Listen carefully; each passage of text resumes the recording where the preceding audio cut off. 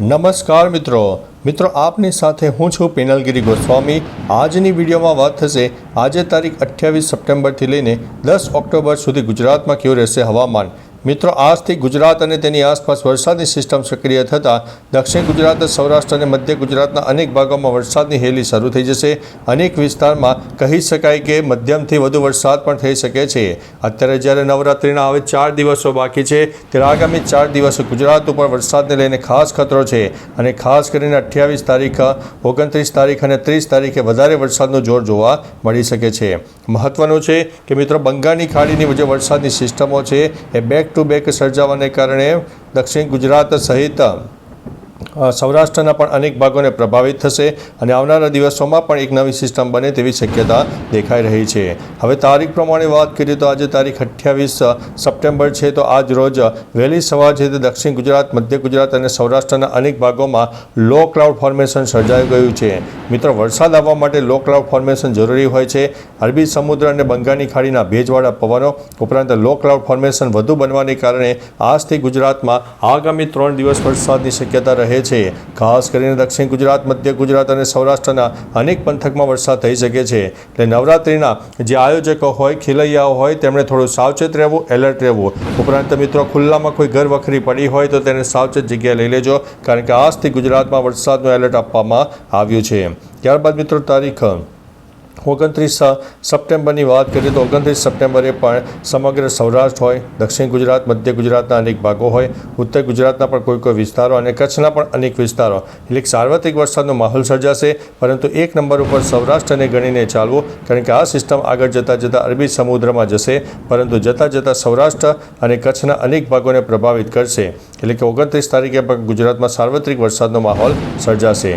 ત્યારબાદ તારીખ 30 સપ્ટેમ્બરની વાત કરીએ તો 30 સપ્ટેમ્બરે પણ મધ્ય ગુજરાત હોય, કચ્છ હોય, ઉત્તર ગુજરાતના પણ અનેક ભાગો હોય, સૌરાષ્ટ્રનો પણ પશ્ચિમ તરફનો વિસ્તાર હોય, અનેક વિસ્તારમાં છૂટાછવાયા વરસાદ તો કોઈ જગ્યાએ મધ્યમથી વધુ વરસાદ થઈ શકે છે।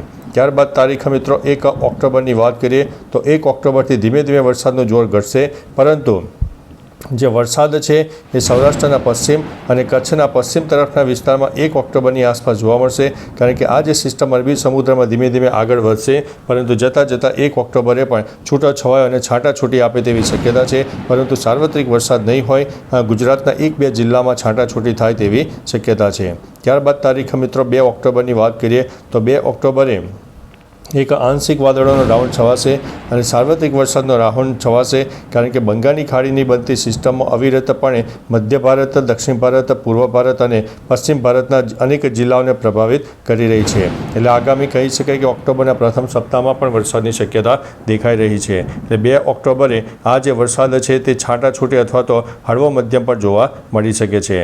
ત્યારબાદ મિત્રો તારીખ 3 ઓક્ટોબરની વાત કરીએ તો 3 ઓક્ટોબરની આસપાસ વરસાદ વિરામ લે, તાપ તડકો ઉઘાડ નીકળે, પરંતુ બંગાળની ખાડીની ફરીથી એક સિસ્ટમ આગળ વધશે, જે સામાન્ય સિસ્ટમ હશે, જે છૂટોછવાયો વરસાદ પણ આપી શકે છે।